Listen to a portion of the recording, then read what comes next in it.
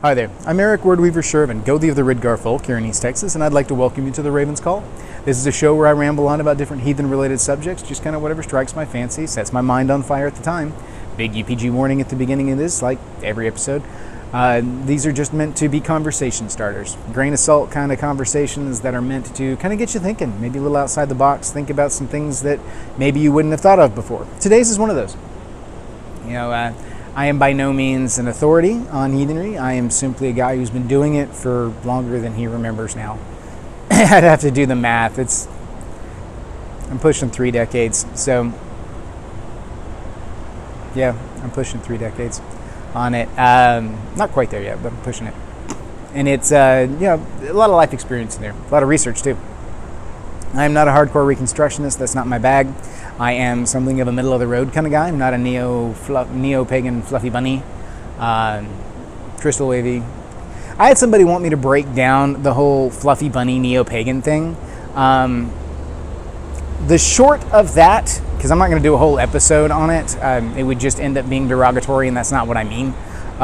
The fluffy bunny aspect is that a lot of neo-pagans want to take only the good things and the bright and shiny, happy aspects of paganism in general, and they don't want to admit that there's darker sides to everything, or there's obligations, or there's consequences.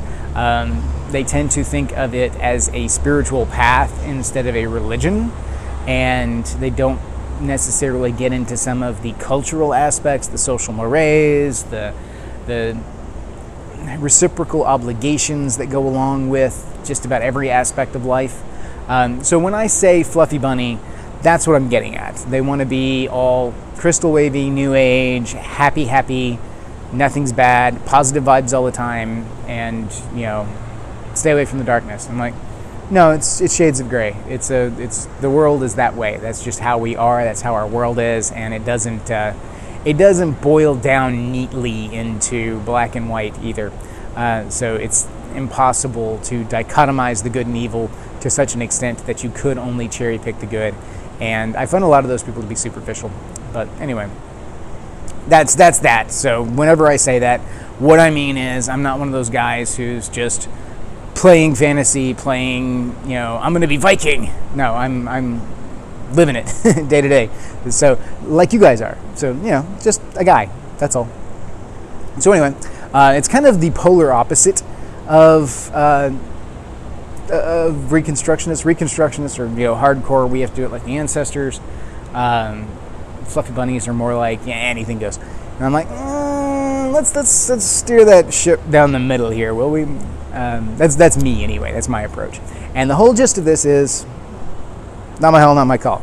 You guys do you. So, but that's my approach, and it seems to be popular on the channel. So I'm going to keep sharing it as long as you guys want to hear more about it. I appreciate you guys being cool with the every other week schedule so far. Even this has been difficult to get stuff filmed and up because I don't have any prep time available to put together show notes or anything like that. It's my schedule is so insane these days that I'm doing good to have time to step in front of a camera. So I'm chewing through some of my old list, going, okay, I haven't done that one, I haven't done that one, did that. So, it comes down to I need to film something real quick and I need to get it put together so I can get it up on the channel. Let me go through the list and see if there's anything in there that's not just bull. And so I grabbed the subjects that I think might be interesting, or I grabbed viewer requests, which are ready and at hand and quick. I did have a viewer request that I'm going to be doing in the near future. This individual wanted me to do kind of a deep dive breakdown on the creation myth because they're having some issues understanding some of what's described there. And I am going to do this. I'm going to do this when I can pull it together. So keep in mind with my schedule and everything going on that's going to be difficult.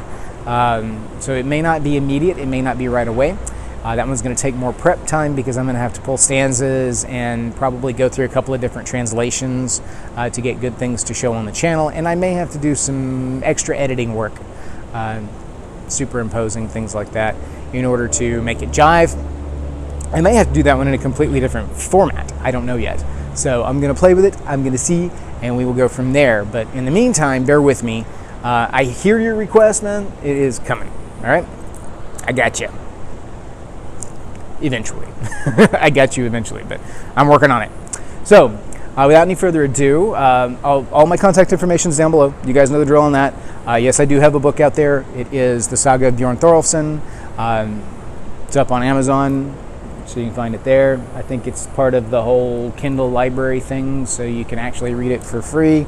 I appreciate anybody that buys the book, because I don't actually see any of the proceeds, I don't think, from the pages read. If I do, it's minimal at best on the whole free thing, but I'm more interested in people getting to see it. I read the book, so whatever works for you. I know a number of people have bought the physical copy, and they keep sending me pictures of it, being like, I got the book. I'm like, yay, that's cool. Awesome, thank you. So I appreciate the support, guys. You guys are awesome, and I intend to keep writing. I have ideas for a next book. I have ideas for actually a couple of books, if I can find the time to be able to write. My schedule is so nutso right now with the 2 jobs and everything that I just don't have the time. When I do have the time, I don't have the energy to sit down and write, or I'm catching up on all the stuff that I can't do during the week because I'm always at work. But it is what it is. It's just temporary. You know, adversity breeds worth. Breeding a lot of worth at the moment, I hope. So, yeah. So stay tuned. I'll update as things progress on that. So just so you know, I do have ideas for future books. I hope to be able to put pen to paper and actually create something, and hopefully it turns out decent. We will see. Right now it's all vaporware, so we'll see what happens. Without that, we'll go ahead and jump into today's subject. Now, today's subject is one that's from my list from way back in the day, where I just happened to jot something down that was an idea I had while I was, in La La Land, dealing with some of the more esoteric or tangential things within heathenry. Just one of those little mind fires that hits me, and I'm like, oh yeah, that'd be cool to do a show on. But that is the subject of nature versus nurture and how that impacts with Weird Norlog. Now, if you guys know, I have a psychology background. That's what I worked in for a decade and a half. That's what my degree is in. And you've seen some of that. You guys have asked me about doing some more videos on breakdowns of soul complex and mental illness. I do have plans to do that. I've got some interesting ideas as far as the correlation of the mental elements, the correlations to Heathenry and stuff like that with Alzheimer's, and with a couple of other aspects with like autism and things like that, where I see soul impact and how it pertains to neurodiversity in some ways. So yeah, I'll be playing with those things in the future. Those take time. So when things slow down for me a bit, I'll start branching out back into some of those subjects. But I've not forgotten them. I've not written them off. I just don't have the time to do them right now. But I will. I'll come back to them because they interest me. I want to explore it some more. So, but nature versus nurture is a concept that is a debate that comes up a lot in lay society as well as the psychological society. And the idea behind nature versus nurture is what has a larger impact on the development of an individual's personality and behaviors. Is it the nature or the impact of the environment in which they were raised, or is it, nature is the inherited genealogical elements like your genomes, your familial traits. That's the nature side of things. The nurture side of things is the environment in which they were brought up, the different stimuli to which they were exposed in key times of development, etc., etc. So, and it's been a long debate because it makes a difference on how certain things are approached.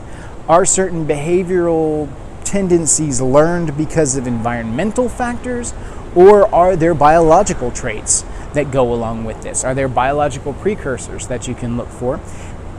And it's a heavy debate, and people will stand toe-to-toe and just square off about whether or not this personality trait is inherent to the individual because they've inherited it.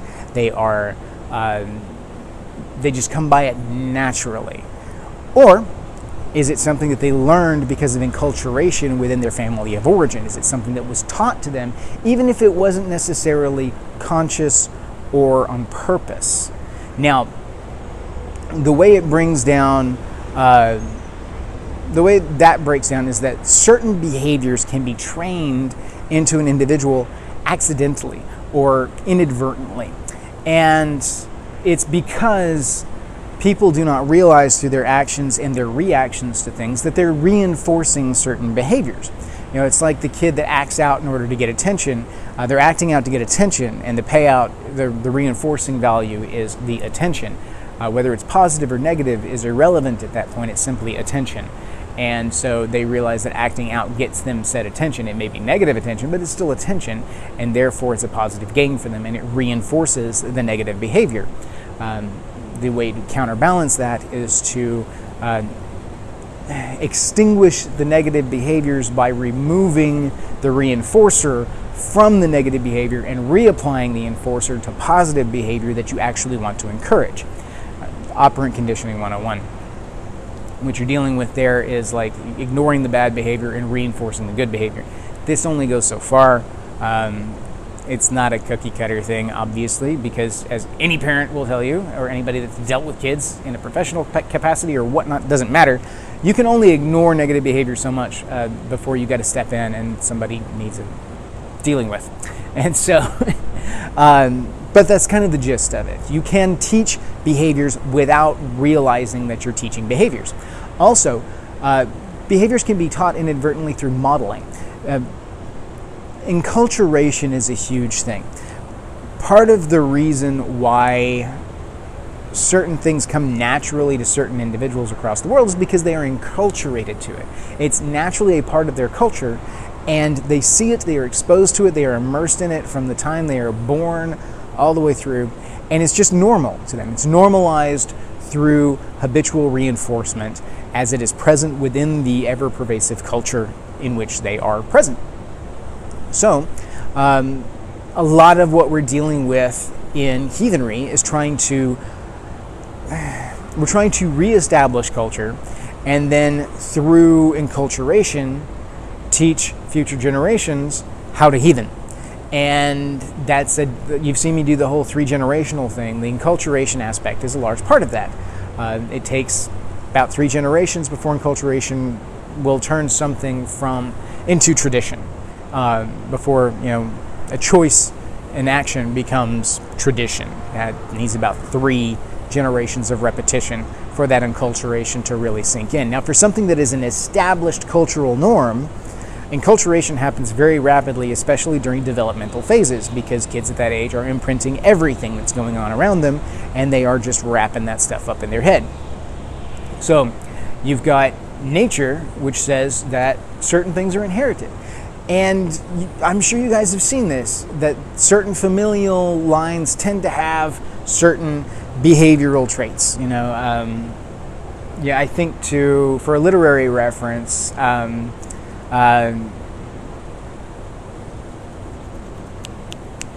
shoot, I had it. The Bagville Bagginses. The Sackville Bagginses. There it is. Sorry. When you're dealing with something like the Sackville Bagginses, where they all are these thieving, lying, conniving side branch of the Baggins family, and so much so that Bilbo doesn't want anything to do with them. He doesn't want to invite them to his birthday party. He doesn't want to deal with them at all. To the point where being called a Sackville Baggins is a insult, So the question then becomes, from a nature versus nurture standpoint, is it because there's some kind of biological predisposition towards these behaviors that they engage in that, or from generation to generation to generation, so much so that the familial line becomes known for it? Or is it simply that they have created a culture of that negative behavior, that toxic behavior, and the Sackville Bagginses as a whole keep getting enculturated in it because they're in their own little bubble of culture, and therefore perpetuate those behaviors from generation to generation, modeling these behaviors for the next generation as they were modeled to them before? People staunchly stand on both sides of the line as far as nature versus nurture, or at least they used to. In the modern vernacular, I have found that a lot of people kind of take my approach to things, and that is middle of the road. Surprise, surprise. I feel like certain things are genetically predisposed, and then I feel like there are a number of things that are enculturated. I think it's a mixture of both as to predominant behavioral patterns within an individual as they progress through their adult lives. And how does that work in with Weird and Orlog?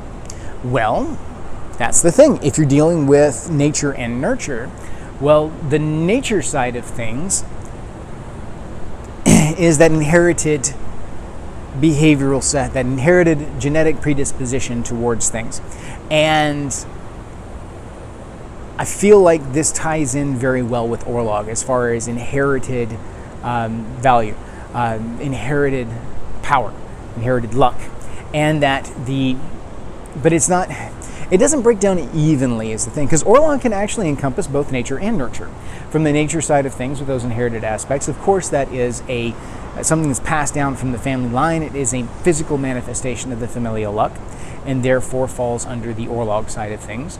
But similarly, the choices that have led to the enculturation of this child as they've grown up and the perpetuation of a culture within this society is in and of itself also Orlog. It is the actions and deeds of the ancestors that have perpetuated this cultural norm and have created this thing. So nature and nurture both are incorporated into Orlog, and a deeper understanding of Orlog blurs the boundary between nature and nurture, and you begin to see that both are necessary in order to create what we have here. And then you look at weird. Weird itself is the actions of the here and now, the individual's actual actions. And with weird comes the element of free will, the element of choice, because weird ultimately is absolutely dependent upon free choice, free will. If you do not have free will, you do not have weird, because the pattern is not impacted. If you do not have free will, then everything is preset and it's simply the pattern playing itself out. Free will means that you have a choice, you have an action, and therefore you are generating weird. You are creating an impact on the tapestry, the web of weird, as it were. Your actions and deeds have value, they have merit, and they have weight. If you do not believe in free will, if you believe in predestination, and then that everything is set in stone, then it eliminates that aspect of weird. And if it eliminates the generation of weird, then it eliminates Orlog. And for Orlog and weird to exist, free will must therefore exist. They hinge entirely upon free will being a thing. Otherwise, they are meaningless because they're simply observations of patterns within the thread with no actual impact or agency. And so, weird is where the impact of Orlog plays out. And so we're dealing with nature and nurture in these elements, and both of these elements play into Orlog and are manifested through the way the child interacts as they generate their weird going forward, their actions and their deeds. And so ultimately it's a little bit of both. And it's a fascinating thing to explore, because when you look at somebody and the way they're generating weird, which ones carry more weight? The ones that are genetic predispositions or the ones that are more active thought? Now, a lot of what, like a vast majority of behavioral stuff is the more enculturated side of things, because it's learned behaviors that have been established over time. The genetic predisposition leads into things that children are naturally better at and therefore naturally favor and are reinforced by the fact that they are good at it. So even the whole nature side of things is dependent upon the enculturation side of things, because there is reinforcement of those naturally. Say a kid's an excellent musician because they've inherited, there seems to be just this run of musicians in this line. They're just naturally good at it. I'm very much one that believes individuals are born with predispositions towards certain skills. I am one that has like zero art skill. I can't draw. I can't, not to save my life. And that's not a skill that necessarily can be learned. You can learn it, sure, but you can't. There's a difference between being taught it and being a natural. And the best thing, like if you've ever listened to a guitarist who is amazing, 9 times out of 10, they are just good at it. They breathe music. They understand it at a deep atomic level. They resonate with it. It's part of them. And that's not something that can be taught. I know, because I teach drums, or I taught drums back in the day, and I could teach people to replicate rhythms. I could teach people to, because I played hand drums and everything. It can teach people to replicate rhythms, to replicate timing and tempo and syncopation and all this stuff. But to cut them loose and just let them go, you cannot teach that natural just click where they just naturally go into it and hit it. Similarly, like with the guitar, if you've ever listened to somebody who is just excellent at the guitar and was born to play the thing versus someone who was trained and taught but doesn't necessarily have the gift, yeah, sure, they can pluck something out that's recognizable. They can replicate things. They probably could even write something that is technically accurate, but it lacks that soul. And the people that are just gifted with it, the soul just bleeds through the guitar. They may not even be able to read sheet music, but they can sit down with the instrument and just make you cry because they just instinctively know how to pull the sounds out. And that's something that I think is wonderful and beautiful. And I think it's a good thing because I think that those gifts of divine inspiration are gifts from Odin, and that, or from the other gods, Bragi and whatnot. But it's through that Odr in our soul, that divine madness, that these manifest, and I think they're absolutely gorgeous. And that, I think, is along the nature side of things as well. Those things that are naturally God's given talents, that's inherited. It may not necessarily be inherited from the family, but it is inherited in the soul complex, and the soul complex is more than just familial input. The soul complex comes from the Fera, it comes from the Odr. There's several elements that go into it, which is why it's called complex. And so, I believe even the nature side of things is more blurry than what a straight up, like, hardcore neuroscience guy would tell you. Neuroscience is funny because neuroscience will actually go through and, try and break down the time between the initiation of the dendritic activation of a sensation and the cortical interaction that causes thought. So they will tell you that there's actually, milliseconds between when something happens and when you think it. They'll actually start to break down the idea of free will and cause it as an illusion, that everything is reactionary based on predispositions, heuristics, and whatnot within the brain. Some of them will. And it's a dodgy thing. Yeah. That you want something that'll really make your mind tick. Take a look at that. You get to going, what in the world are you talking about? Or, that's interesting. So the whole nature versus nurture as it plays out with Weird and Orlog is that it plays in perfectly, and it's neither. And yet it's both at the same time. Just kind of a cool thing. Like I said, this is a mind fire. It's not to me revelatory. It's not supposed to be this is how things are. I'm not sitting here trying to give you an answer. I'm trying to say, hey, you can apply heathenry to something as simple or something as seemingly unrelated as the concept of nature versus nurture within psychology.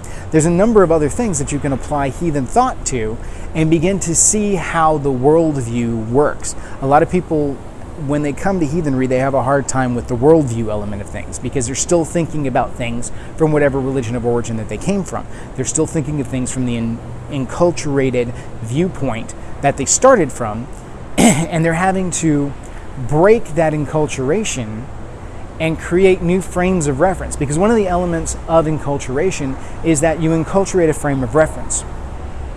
Where our ancestors had the up on us is that heathenry was enculturated at the time. Heathenry was the norm. Heathenry was just it. Didn't even have a name. It was just it. That was the frame of reference for everybody because it was the worldview. Now, it varied from tribe to tribe and region to region as far as the particulars, but the overall aesthetic and generalizations of things are there. And that's where you see that, the worldview itself was built. Some people eschew the term worldview because they don't, I'm not actually sure why they eschew the term worldview. I have heard people balk at the term worldview and make fun of it. And I'm not entirely certain why, because I think they're looking at it from a different point of view than I am, most likely. And therefore, I just don't get their frame of reference. But nonetheless, it is very much a worldview. It is how you view the world. It is the lens through which you interpret all of the information that comes in. And shifting worldview means shifting the frame of reference for all of these things. if you've been brought up in a heavily Judeo-Christian background, you're going to have to shift things over to a heathen worldview if that's what you want to embrace. So when you see something happen, and you normally would be like, oh, that's, divine intervention, it's like, from a heathen standpoint, we would be like, probably not. That was probably not divine intervention. That was probably somebody's luck playing out in a way that was either favorable or unfavorable to them. And it's just a simple matter of cause and effect. We would see divine intervention in other areas. The Judeo-Christians would probably still attribute it to divine intervention because they attribute most everything to divine intervention. But you get the gist. You have to reprogram some of those things. It is a reprogramming. It's from the bottom up. You're dealing with a heavy change in worldview, philosophy, and frame of reference. And so when you take something, seemingly unrelated, like nature versus nurture, and you apply heathen thought to it, all of a sudden it begins to take on a different light. And then you can explore it from a different point of view. If people had looked at nature versus nurture from a heathen viewpoint in the beginning and applied weird Norlog to it, there wouldn't have been a nature versus nurture. Say that 1,000,000 times in repetition and see how well you do. If you'd applied this heathen thought back when this whole debate was really raging, it would have been a non-starter, because Orlog would have encompassed both, and you'd have been like, well, yeah, duh.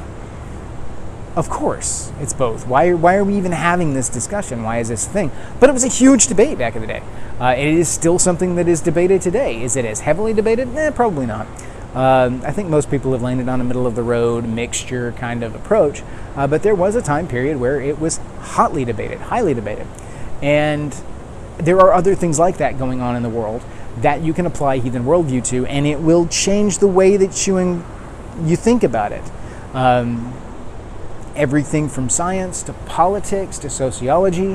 When you start looking at things from the heathen standpoint of reciprocal obligation, when you look at things as far as Inengar versus Udengar, when you start looking at kind of a tribal mentality on things, if that's your approach, then you're going to approach things differently. And that's why I encourage these kind of thought exercises, is because it does change things. And it changes things for the better for me almost every time. In a lot of ways, because I'm coming from a heathen worldview, a heathen point of reference, when I stop and say, okay, hold on with this forced interpretation you're trying to give me through the media and all this other stuff, give me the raw information and let me as a heathen look at it and go, nope, that's bull. Or look at it and go, you guys are not seeing this, and it bothers me that you don't see this, One, you'll get furious and turn the news off and never turn it back on, which is what I did. So much news, no. Because as a heathen, I'm railing at it all the time. Railing at it. But nonetheless, you get sick and tired of people telling you what to think, and you want to think for yourselves. I know people have been saying this forever. They're tired of the media telling them what to think. They're tired of dealing with people who only believe what the media tell them to believe. Okay, that's an active thing. And if you're going to think for yourself, go for it. But I highly encourage you, if you're going to do the heathen thing, to think about heathen aesthetics, think about heathen ethics, think about heathen worldview elements, and play that out. Think about it from those terms and go from there and see what you see, and see if that doesn't shift things for you a bit, and see if it doesn't simplify things for you a bit once you've... And part of the simplification thing is once the heathen worldview becomes the norm for you, then shifting the gobbledygook that they give you into a heathen worldview will automatically simplify things because you're incorporating it into the programming of your brain. You're synthesizing that information. And once you've synthesized that information within your heathen codex, all of it makes sense. And you just rock along with it. And you don't need to highly debate things and whatnot. You can. There's some things absolutely we still debate as heathens. But there's a lot of things that are debated on mass media that I'm like, this is not a debate. I don't understand why you're doing this. No. So anyway, I won't get into the specifics because I keep politics off the channel for obvious reasons. But you guys get the picture. With that, I'm going to wrap up today. Hopefully this thought exercise was fun, interesting, maybe, just a little something different. And I'm going to go edit this bad boy and try and get it up on the channel for you guys and get back in front of some fans because I'm sweltering back here. So, hail to you all, thank you, and may your hearth fires burn bright.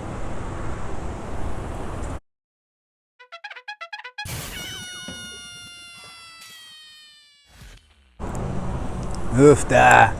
It is hot. Hot water. Woo. So yeah, life has been rocking along. I am beat. This working 2 jobs thing is wearing me down, but I'm in it. I'm in it to win it. I'm gonna make it. So, as we rock along, things have been going well. I put a thing out there about the D&D thing, and I actually had somebody ask me to do a breakdown, like an actual whole separate segment show on my D&D stuff because they love to sit and listen to me geek and talk about the D&D stuff. So I may do that coming up. I may do something aside. It won't be titled Raven's Call, obviously. It'll be something else just kind of tossed up on the channel for D&D tabletop nerds, and I may do a couple of things in it just for fun. It's not like it's going to be an ongoing thing. It's not going to be the new show, as it were. But it might be kind of a fun thing to play with here and there. Just depends. It depends a large part on whether or not people find it interesting. Because there's a couple of things where I could touch on some tabletop games for D&D nerds, for heathens, because there's some really cool systems out there if you're heathen that are kind of neat to explore from a heathen side of things, and to get to kind of step into that perspective, like in the Dark Age Mage from White Wolf, back before the whole New World of Darkness crap and all that. Dark Age Mage specifically had the Valdermon, which was a runic caster, and they used the Dark Age Mage system and built this very Nordic themed caster. Really cool, loved it. And then there was an entire D20 system called Frost and Fur. And they had an entirely runic-based caster that I did some really cool stuff with, which was really kind of neat because a lot of the spells were based on runes themselves, and like they would bring out different kinds of elements from the runes to make the spell. And so like Evaz was tied to a horse of light that you could create. And there's all kinds of really cool things like that. And so I had a caster that would mount up on this light horse, ride into battle with this blazing sword of fire light, and just go nuts. And he was a wizard, so he did some really cool stuff. So yeah, there's some really cool stuff. And then of course, Werewolf in White Wolf has got a lot of correlations to heathenry. The Get of Fenris is entirely Nordic based, and despite being tied to Fenris as one of the baleful Jotun, the Get themselves are not necessarily inherently an evil clan of werewolves. They're more a tribe. They're more just aggressive. And then there's some interesting correlations and stuff that go in there. And actually, if you break down the whole Weaver Wild and the Weaver, the Wild, and the Worm, if you break down some of those things, there's some interesting correlations, like Nidog correlating to the Worm. There's some very heathen stuff in there if you get to looking at that. The whole entropy and breaking down of order and reverting to chaos. If you look at the Weaver, now the Weaver takes on a negative light in Werewolf just simply because the werewolves are of the wild, which they would be. But if you look at like the Weaver being order, the gods themselves are creators of order in the world. Now the Weaver takes it to an excessive extent. The whole idea is locking everything down into form, and the wild trying to maintain its wild growth while the worm tries to break everything down into entropic nothingness. And there is kind of that going on in, humanity's interactions with the world, period, but then also dealing with looking at some of the ways the gods interact with the giants and in humanity. And it's some neat stuff. So I may do some deep dive elements on that in the near future. I'm thinking about it, playing with it. You guys let me know what you think. If you find that interesting, then toss a comment up, let me know. but I could be persuaded to do a tabletop geek nerd, heathen geek out, and talk about some different things, and just D&D and stuff in general. It doesn't have to be specifically heathen related. I just thought, since I have a heathen channel, people might find that interesting. Who knows? Anyway, time is something of the essence, so I'm not going to dally too long in the post-credits today. I need to go ahead and get into stuff, because I'm trying to plug this in where I can. Yeah, my time is very limited these days. So anyway, onwards and upwards. Let's go. We're live in 3, 2, 1. Let's jam.